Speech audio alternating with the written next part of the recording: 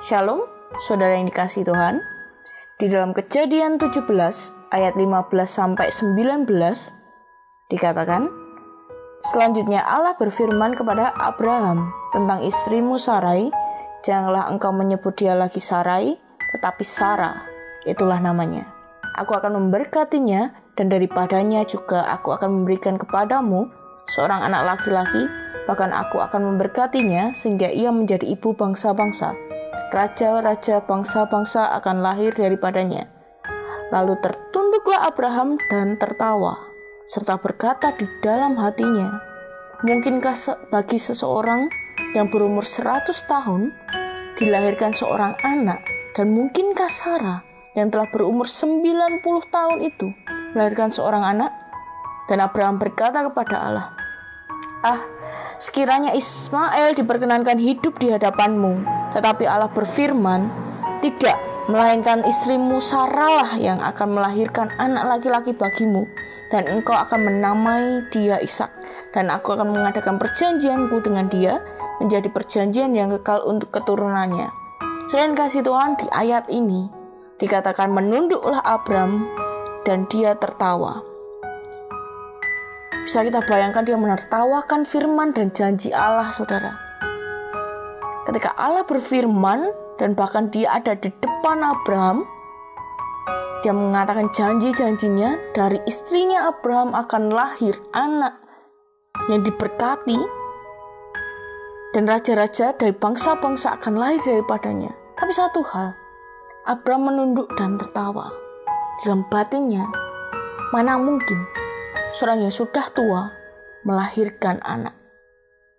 Bahkan dia pun berkata, Ismail aja. Tapi saudara yang kasih Tuhan, Tuhan berkata dan janjinya adalah Sarai, dari rahim Sarai yang akan melahirkan anak perjanjian. Saudara yang kasih Tuhan,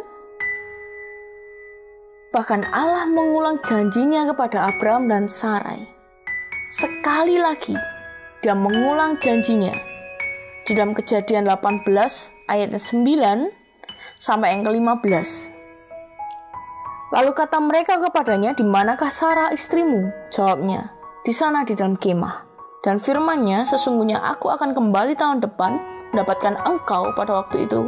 Lah, Sarah istrimu akan mempunyai seorang anak laki-laki. Dan Sarah mendengarkan pada pintu kemah yang di belakangnya. Sarai mendengarnya. Adapun Sarah dan Abram telah tua dan lanjut umurnya, dan Sarah telah mati haid.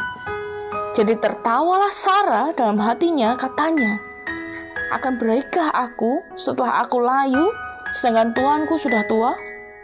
Lalu berfirmanlah Tuhan kepada Abraham, mengapakah Sarah tertawa dan berkata, sungguhkah aku akan melahirkan anak, sedangkan aku telah tua?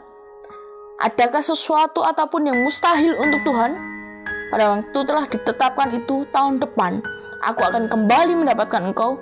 Pada waktu itulah Sarah mempunyai seorang anak laki-laki. Lalu Sarah menyangka, katanya, aku tidak tertawa, sebab ia takut. Tetapi Tuhan berfirman, tidak, memang engkau tertawa. Saudara yang dikasihi Tuhan,